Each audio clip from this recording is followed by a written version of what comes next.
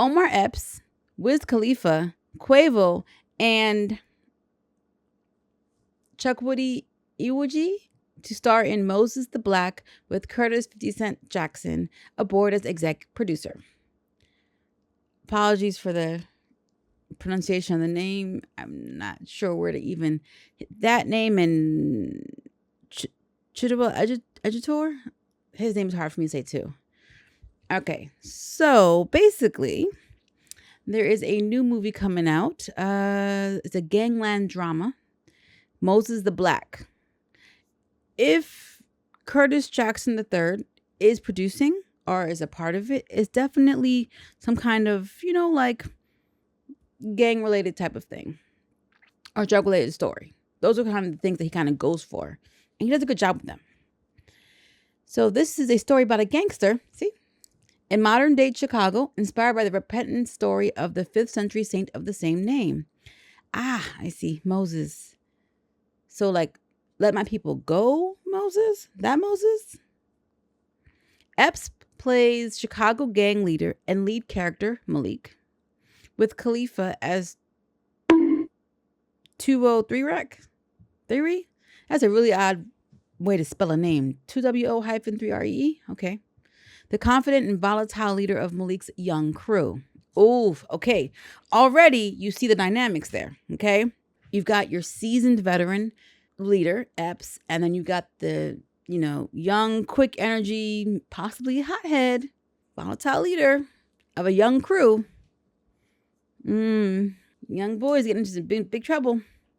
Quavo plays Straw, Malik's arch nemesis. The title character, Saint Moses the Black, is played by Iwuji. Okay. So, first, this was written and directed by Yelena Popovic, who did Man of God, which was this movie that was based on a true story of about a slandered, without cause, and convicted unjustly saint who bears the unjust hatred of his enemies while preaching goodwill to all. This happened in 1891 or something. So I think it's involving the Catholic Church or something. I have not seen that. Man of God. I have not seen that. Khalifa is executive producing through his Taylor Gang Films. Okay, that's an interesting name. While Epps is also serving as an executive producer through his production company, Brooklyn Works Films. Okay, so you got Curtis Jackson III, 50 Cent. He's a producer. Khalifa's a producer. Epps is a producer. There's a lot of I think passion going into this. A lot of sowing of the seeds. They're coming together. So former IM Global Executive Potter and writer-director producer Povic recently launched Simeon Faith, an equity film fund based on financing and producing. So the fund is backed by a network of cinephiles and investors, including some other family names, through the Nick Mercopoulos Cinematic Fund. Moses the Black is the first film scheduled to go into production for the fund. Now, there have been actually a couple of equity film fund type companies coming out where they're allowing the investors and the audience to kind of help direct the direction of what they're focusing on or trying to get traction for. Every film is funded by something.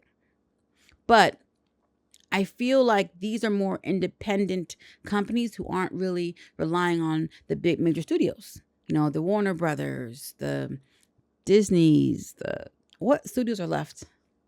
Fox is gone.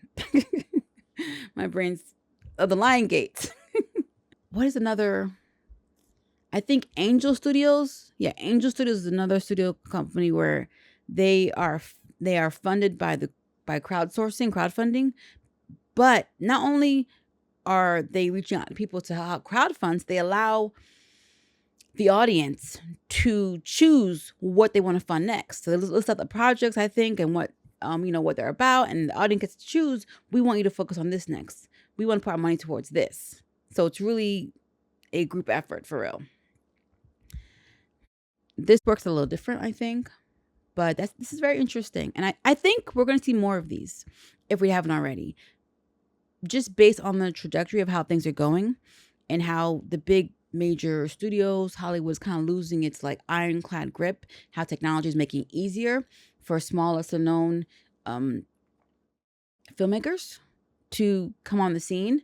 Streaming has had, I feel like, a love-hate relationship with indie filmmaking, because on the one hand, you have a better, as an indie filmmaker, you have a better chance of getting your work on an indie film, right?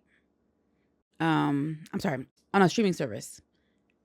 But the accessibility of all of streaming, I feel like, has kind of shifted away from theaters and made it also a little bit more challenging for indie filmmakers. I think it's kind of like, it feels like it's been a catch-22 type of thing. And like I said, the way Hollywood is going, the way it's just not as prominent. You're starting to see other places kind of rise up in the wake of that, with more original, better made stories. Hollywood's always been a business, but it feels like there is less emphasis on quality and more on how much money can we make. I feel like that's why like K-dramas are really kind of, they've always been popular, but I feel like they've grown in popularity. People are branching out, looking for other cinema done elsewhere. Hey guys, quick aside. If you like what you're seeing and you like what you're hearing, feel free to give the video a like, subscribe, and hit the notification bell so you can always be up to date on what's going on. And for those who don't know, I'm a writer, director, and producer with my own series, The Zombie Chronicles, which you can also check out on Amazon Prime or Tubi. And those looking for a way to help support further, you can check out my Patreon, NXG Global Productions, where I discuss more movie reviews, access to clips of my writers group recordings, first look at behind the scenes, shout outs on social media, posts, and more. I'm looking to grow the community and would love to have you be a part of it. Plug over.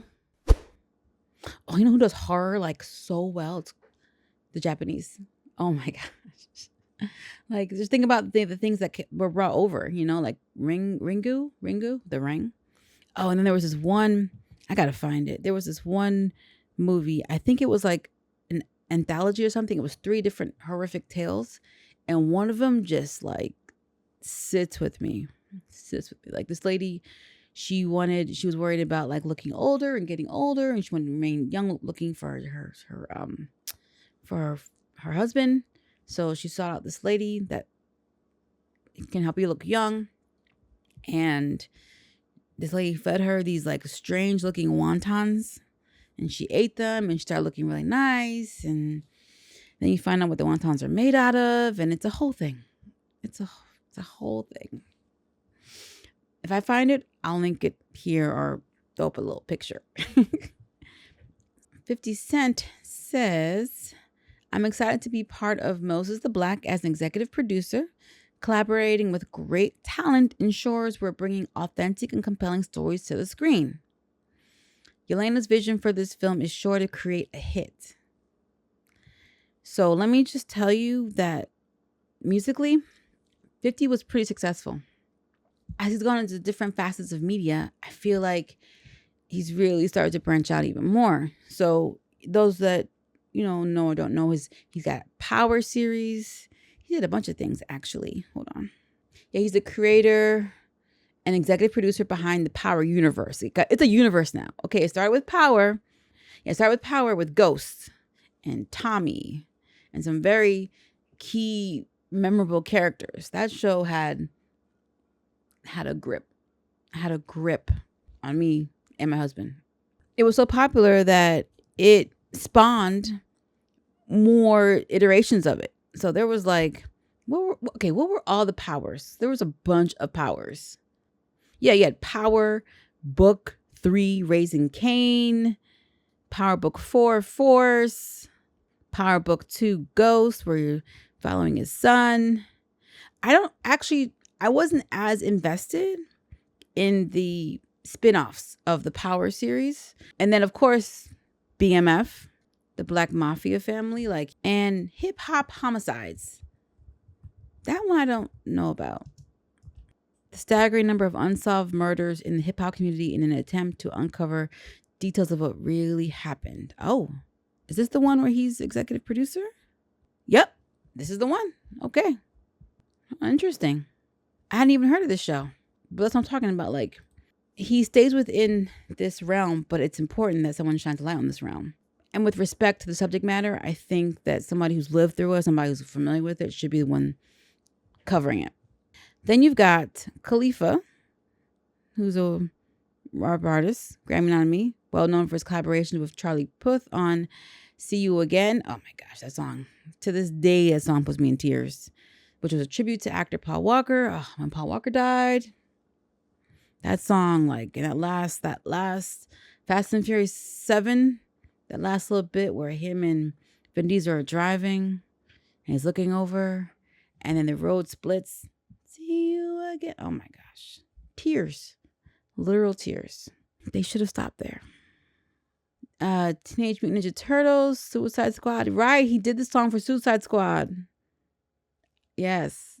So you have that. Then you have the rapper Quavo, known as a member of the hip-hop group Migos, has made appearances in the movie Praise This in Atlanta. He's also featured in Blackish and voiced a character in Star Trek. And then Nigerian Brit explains his name. Chukwudi Iwuji. He's a stage and screen actor, and he was the High Evolutionary, okay, in Guardians of the Galaxy, Volume 3. He did a really good job. He was so unhinged. It was so fun. Oh, he was in Peacemaker, the HBO series. I haven't seen that yet. And he was in John Wick Chapter 2. I have to rewatch that. I don't remember him being in there. So this is your lineup. And of course, Omar Epps. Okay. Omar Epps, who's been acting like forever, as far as I'm concerned. Way back in his Juice roots. So these are the guys who are going to be playing in the movie Moses the Black. Now I want to see like the correlation, as far as like the allegory of what they're going to be saying between like Moses the Black. Like you're taking the name Moses, and from what I understand, the Let My People Go Moses, and you're putting it into this modern day setting of, I guess, like the streets of gangs and all that kind of stuff. And perhaps the High Revolutionary actor is trying to bring some levity, some knowledge, some wisdom, trying to break them free of the mindset. I'm just speculating here. I have no idea. But I'm curious. I like everyone involved. 50 definitely puts out good work. Epps, come on. I know I went on a little bit of a tangent, guys. But Moses the Black does sound interesting. Does sound good. So I'm interested. I'm here for it. I like everyone involved. Feels like people who kind of care about the source material are going to treat it with care. And they have something to say. So I'm very curious about what it is they need to say. How about you guys? Yay, nay? How you feeling? Let me know.